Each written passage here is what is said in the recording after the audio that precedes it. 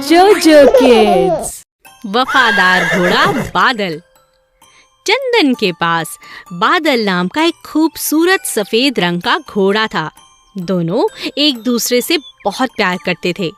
चंदन अपने घोड़े पर बहुत मेहनत करता, उसे रोज अच्छे से नहलाता, अच्छा खाना खिलाता और घुमाने भी ले जाता। बादल भी चंदन की हर बात मानता था।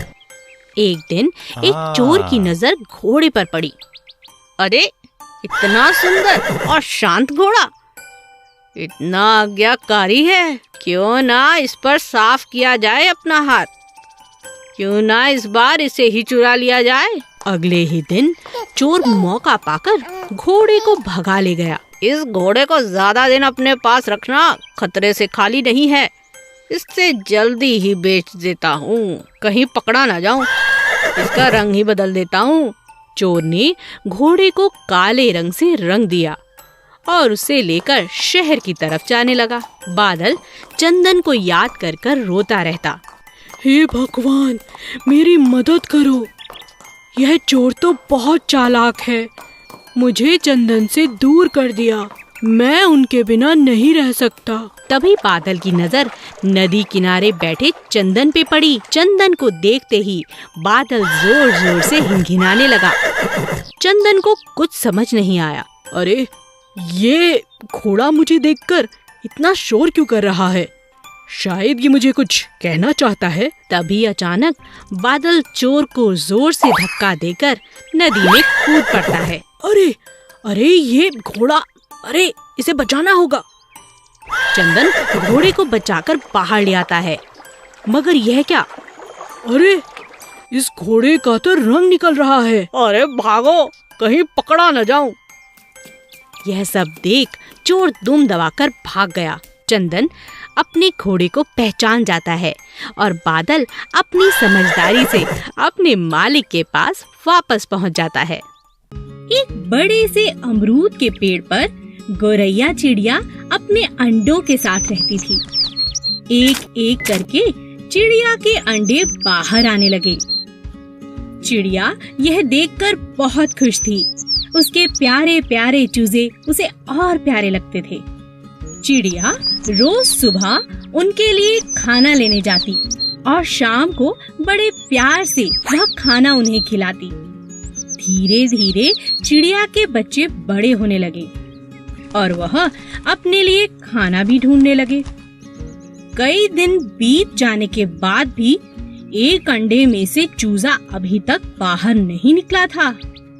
चिड़िया को इस बात से बहुत चिंता होने लगी और वह कोयल के पास मदद के लिए गई। बहन कोयल, बहुत दिनों से मेरे अंडे बाहर आ चुके हैं, लेकिन उनमें से एक अंडे में से चूजा बाहर नहीं आया। मैं क्या करूं? मुझे बहुत चिंता हो रही है। ऐसा तो मैंने भी कभी नहीं देखा। ऐसा तो मैंने भी कभी नहीं सुना बहन। चलो स्वामी जी के पास चलते हैं, उनके पास इसका कोई ना कोई हल जरूर होगा। चलो चलते हैं। हाँ हाँ चलो। चिड़िया और कोयल स्वामी जी के पास मिलने पहुँचे। नमस्ते स्वामी जी, आप कैसे हैं? क्या बात है, कैसे आना हुआ? मैं तुम्हारी क्या मदद कर सकता हूँ? चिड़िया सारी बात स्वामी जी को बताती है।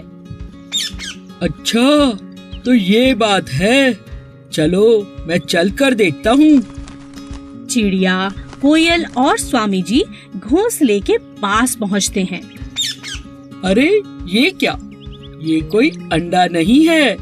तुम्हें अपने अंडे को पहचानने में जरूर कोई भूल हुई है। मुझे लगता है यह एक खिलौना है। मैंने कई बार गांव के बच्चों को इससे खेलते हुए देखा है। मेरा भरोसा करो और इसे एक बार नीचे फेंक कर देखो। नहीं नहीं स्वामी जी, इस तरह तो मेरा अंडा फूट जाएगा। नहीं नहीं चिड़िया रानी, मेरा भरोसा रखो, ये एक खिलौना ही है। चिड़िया ने दिल पर पत्थर रखकर स्वामी जी की बात को मान लिया। स्वामी ने अंडे को लिया और जमीन पर जोर से फेंका। अंडा फूटा नहीं बल्कि वह टप्पा खाने लगा जैसे कोई गेंद हो। सच में वो एक खिलौना, एक गेंद ही थी। यह देखकर सभी हंसने लगे। भेड़ें और सियार। एक दिन एक सियार जंगल से गुजर रहा था। उसने दो भेड़ों को जोर जोर से बातें करते हुए सुना। अरे भाई, क्या बात है? शायद इनके बीच झगड़ा होने वाला है। चलो देखता हूँ। सियार एक पेड़ के पीछे छिप गया और भेड़ों को लड़ते हुए देखने लगा। मुझसे पंगा मत लो, मैं बहुत शक्तिशाली हूँ, समझी? मैं तुमसे नहीं डरती, जाओ यहाँ से, यह मेरा इलाका है। तो चलो इसका आज फैसला हो जाए। ठीक है, मैं किसी से नहीं डरती, आ जाओ मैदान में। वाह, यह दोनों तो बहुत तगड़ी हैं। इनका झगड़ा देखने में मजा आएगा। मैं ताकतवर हूँ। नहीं, मैं ताकतवर हूँ। तुम हटो यहाँ से, ये मेरा इलाका है, मैं ताकतवर हूँ। हट जाओ, आज मैं तुम्हें छोड़ूंगी नहीं। दोनों भेड़ों में जबरदस्त झगड़ा होने लगा। दोनों बुरी तरह से घायल हो गईं। उनके शरीर से लगातार खून तक बहने लगा। सियार ने इस बात का फायदा उठाने की सोची। लगता है दोनों लड़ते लड़ते थक चुकी हैं। मैं इन्हें अपना शिकार बना सकता हूँ। दोनों भेड़ों को लड़ता देख सियार लालच में आ चुका था। उन दोनों के बीच पड़कर एक एक कर दोनों को खा जाना चाहता था। सियार ने आओ देखा ना ताओ और भेड़ों पर टूट पड़ा, लेकिन दोनों भेड़ें बहुत ताकतवर थीं।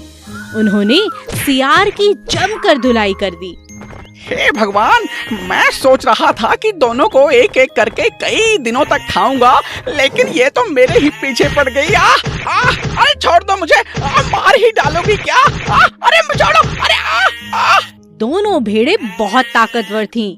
उन्होंने सियार की जमकर धुलाई कर दी, जिससे सियार वहीं ढेर हो गया। आलसी गधा। एक नमक का व्यापारी गांव में रहता था। वह नमक की बोरियां शहर जाकर बेचता था। उसके पास एक गधा भी था जो बहुत आलसी था। व्यापारी अपने गधे का बहुत ध्यान रखता था, उसे अच्छा खाना भी देता और बहुत प्यार भी करता। गधा बहुत ही आराम परस्त था। एक दिन जब व्यापारी नमक की बोरियां लेकर शहर जा रहा था, तभी रास्ते में एक नदी आई। व्यापारी अपने गधे के साथ नदी पार करने लगा। तभी अचानक गधे का पैर एक पत्थर से टकराया और वह पानी में गिर पड़ा। बोरियों का सारा नमक भी पानी में गिर गया और धुल गया।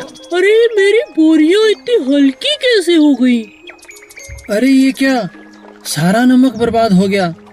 अब तो शहर जाने का कोई फायदा नहीं, अब गांव ही वापस चलते हैं। चलो भाई गधे। अरे वाह, आज का दिन तो बहुत अच्छा है। आज तो काम से भी छुट्टी और बोरियों का भी भार कम। अगले दिन जब दोबारा व्यापारी बोरियां गधे पर लादकर शहर की तरफ चला, तब गधे को काम से बचने का एक उपाय सूझा। क्यों न आज जान पूछकर गिर जाऊं, काम से भी बच जाऊंगा। ऐसा ही कुछ दिन चलता रहा। अब व्यापारी को भी गधे पर शक होने लगा, क्योंकि उसकी बहुत सी बोरियां पानी में घुलकर बर्बाद हो चुकी थीं। व्यापारी का बहुत ज्यादा नुकसान हो चुका था। तभी व्यापारी ने एक तरकीब निकाली। इस बार व्यापारी ने नमक की जगह बोरियों में रुई भर दी। इस बार जैसे ही गधा पानी में गिरा तो बोरियां और भारी हो गईं। यह देख गधा परेशान हो गया। अरे अरे, आज ये क्या हुआ? बोरियां इतनी भारी कैसे हो गईं? लगता है सेठ जी को मुझ पर शक हो गया है। बहुत दिनों से तुम मुझे बेवकूफ बना रहे थे। आज के बाद ऐसी गलती मत करना, समझे? समझ गया सेठ जी, समझ गया। एक बुद्धि मेंढक। जंगल के किनारे एक तालाब था। वहाँ बहुत छोटे बड़ी मछलियाँ और मेंढक रहते थे। तालाब में दो बड़ी चतुर मछलियाँ थीं। एक था सोना, दूसरी था रानी। सभी जल जीव अपनी समस्या लेकर उन्हीं के पास आते थे। एक दिन जंगल किनारे तालाब में मछलियाँ पकड़ने के इरादे से कुछ मछुआरे आए। एक ने कहा, अरे देखो, यहाँ इस तालाब में तो मछलियाँ ही मछलियाँ हैं। चलो इन्हें पकड़े। तुम ठीक कहते हो, यहाँ बहुत मछलियाँ हैं, लेकिन इन्हें पकड़ने के लिए हमें एक बड़े जाल की जरूरत है। पहले हम अपना बड़ा जाल ले आते हैं, जिससे सभी मछलियाँ एक ही बार में हमारे जाल में फंस जाएंगी। हाँ हाँ, तुम ठीक कहते हो, चलो जाल लेकर आते हैं। उनकी बातें वहीं बैठे तालाब के मेंढक ने अच्छी तरह से सुन ली थी। वह नहीं चाहता था कि सभी मछलियों को ये मछुआरे मार दें, इसीलिए वह ये खबर लेकर सोना और रानी मछली को बताने के लिए गया। मछली मछली सुनो, मैं अभी देख कर आ रहा हूँ। मछुआरे आकर तुम्हें अभी पकड़ लेंगे। कुछ ही देर में वो आते ही होंगे अपना बड़ा जाल लेकर। तुम बहुत डरपोक हो। डरने की कोई जरूरत नहीं। इस तालाब में कोई नहीं आएगा। तुम हमें और बाकी मासूम मछलियों को डरा नहीं सकते। समझे मेंढक? मेरे होते हुए तालाब की किसी मछली को कुछ नहीं होगा। रानी मछली ने कहा, मुझे लगता है तुमने कुछ गलत सुना होगा। हम तो हमेशा सतर्क रहते हैं। हमारे रहते किसी मछली को कोई नुकसान नहीं हो सकता। तुम यहाँ से जा सकते हो। दोनों मछलियों की बात सुनकर मेंढक कहता है, मैं मानता हूँ आप दोनों बहुत बुद्धिमान हैं, मगर मैं भी एक छोटी सी बुद्धि का स्वामी हूँ और मुझे अपने कानों पर भी पूरा भरोसा है। मैं अभी अपने परिवार के साथ यह तालाब छोड़कर जा रहा हूँ। मेंढक अपने परिवार को लेकर तालाब से बाहर निकल जाता है। मेंढक तालाब से बाहर निकल ही रहा था कि वहाँ अचानक मछुआरे वापस आ पहुँचे और उन्होंने अपना बड़ा सा जाल तालाब में डाल दिया। सभी मछलियों को सोना और रानी मछली के घमंड के कारण अपनी जान देनी पड़ी और समझदारी के कारण मेंढक और उसका परिवार सुरक्षित हो गए। तोते के अंडे। एक समय की बात है, तोते का एक बड़ा सा झुंड पीपल के पेड़ पर रहता था। मगर वे सब तोते बहुत उदास रहते थे, क्योंकि पास के गांव का एक शिकारी अक्सर आकर उनके छोटे छोटे अंडों को चुराकर ले जाता था। शहर में जाकर उन्हीं अंडों से जब बच्चे निकलते, उन्हें वह बेच देता। एक दिन एक तोते ने कहा, मेरा इस पेड़ पर रहने का दिल नहीं करता है। वह शिकारी जब चाहे आकर हमारे अंडों को चुराकर ले जाता है। हाँ दोस्त, अगर ऐसा ही चलता रहा तो हमारा वंश खतरे में है। हाँ दोस्त, तुम ठीक कहते हो। अगर ऐसा ही चलता रहा तो हमारा वंश एक दिन समाप्त हो जाएगा और हम सब अकेले हो जाएंगे। तभी अचानक शिकारी के जोर से चिल्लाने की आवाज आई, बचाओ बचाओ बचाओ, कोई तो मेरी जान बचाओ। अरे ये तो उसी शिकारी की आवाज है। लगता है ये फिर से अंडों को चुराने आ रहा है। मगर ये बचाओ बचाओ क्यों कह रहा है? आखिर क्या हो सकता है? आखिर क्या बात है? नहीं नहीं, लगता है ये किसी मुसीबत में है। हमें इसकी मदद करनी चाहिए। मैं इस शिकारी की कोई मदद नहीं करूँगा। हमारे दुखों का कारण यही तो है। मिट्ठू तोता, जो दिल का बहुत अच्छा था, उसे शिकारी पर बहुत दया आई। मिट्ठू तोते ने कहा, मैं उसकी मदद जरूर करूँगा। मिट्ठू तोते को छोड़कर कोई भी शिकारी की मदद करने के लिए नहीं गया। मिट्ठू तोता जब शिकारी की मदद करने पहुंचा तो उसने देखा शिकारी दर्द से तड़प रहा है और उसके पैर पर सांप के दांतों के निशान हैं। लगता है शिकारी को सांप ने काटा है। मुझे इनकी जान बचानी होगी। मिट्ठू तोता तुरंत वैद्य जी के पास गया और उन्हें लेकर शिकारी के पास आया। वैद्य जी ने तुरंत सारा जहर निकाल दिया। धन्यवाद वैद्य जी, आज आपने मेरी जान बचा ली। धन्यवाद मेरा नहीं, मिट्ठू तोते का करो, जिसने समय रहते मुझे बुला लिया। शिकारी मिट्ठू तोते से अपने किए हुए कामों की माफी मांगता है और कहता है कि अब वह कभी उनके अंडों को नहीं पकड़ेगा। Please subscribe.